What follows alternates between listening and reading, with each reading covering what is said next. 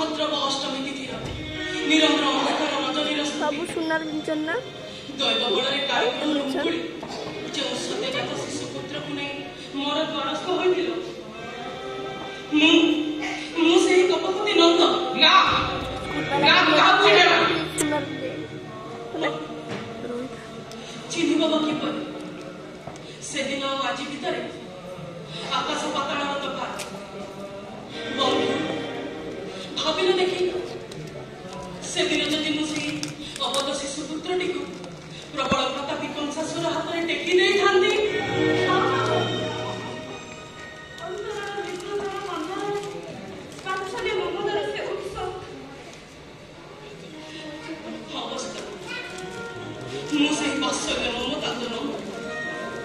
एते बाट अतिक्रम करी मथुरा आसी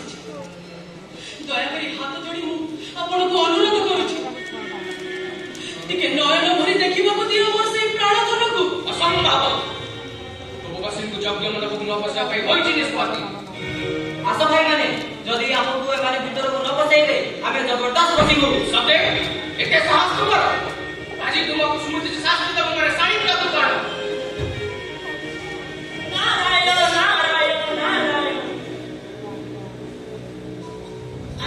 ये कौन आज शुभ कार्य अशुभर सूत्रपात कहीं माँ देवकी आपण द्वारा रखी था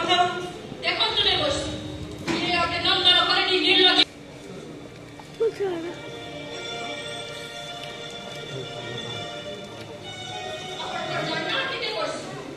कृष्णर गर्भधारिणी माँ हो बोली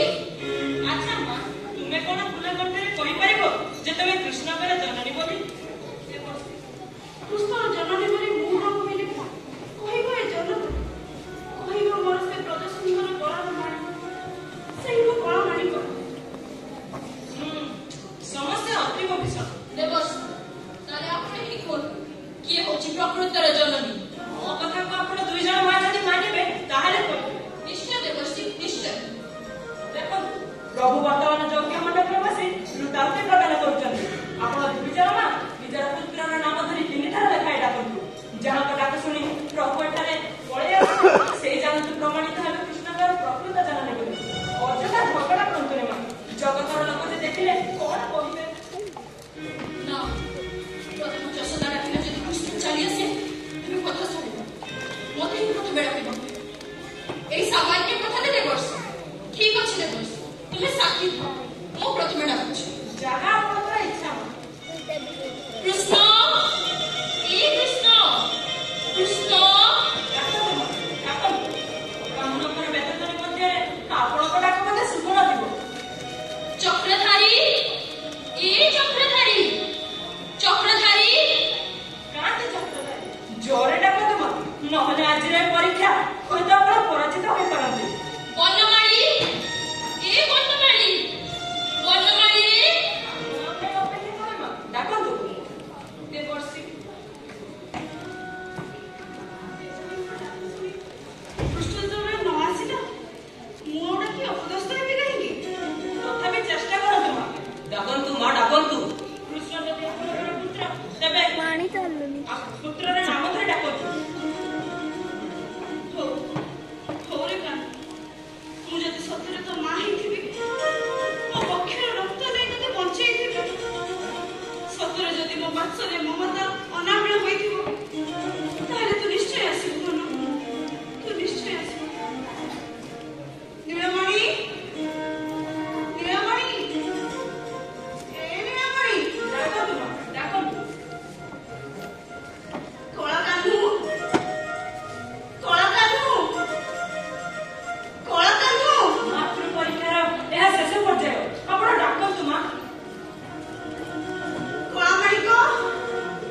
कोला कान्हू नीलमणि मां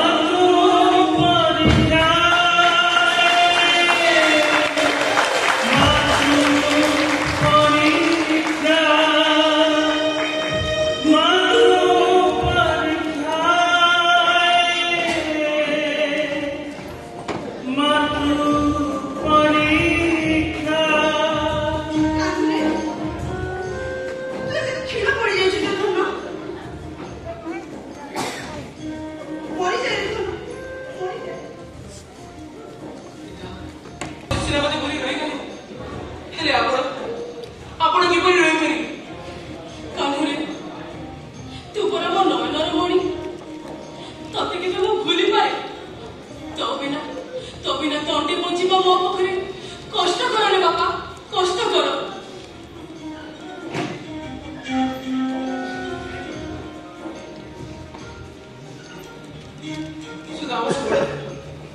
ତମେ ମାନେ ମତେ ଛାଡି କିପରି ରହିପାରିବ?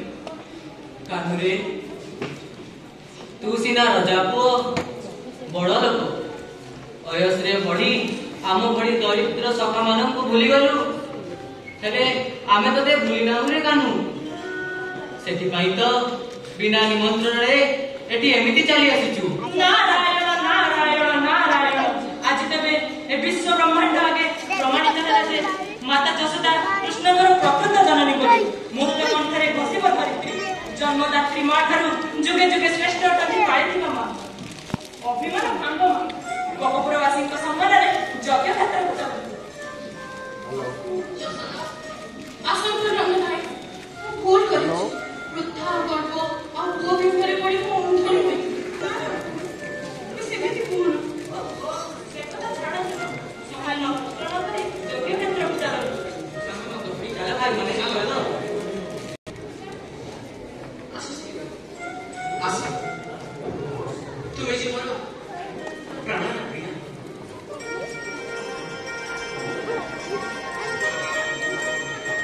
Pero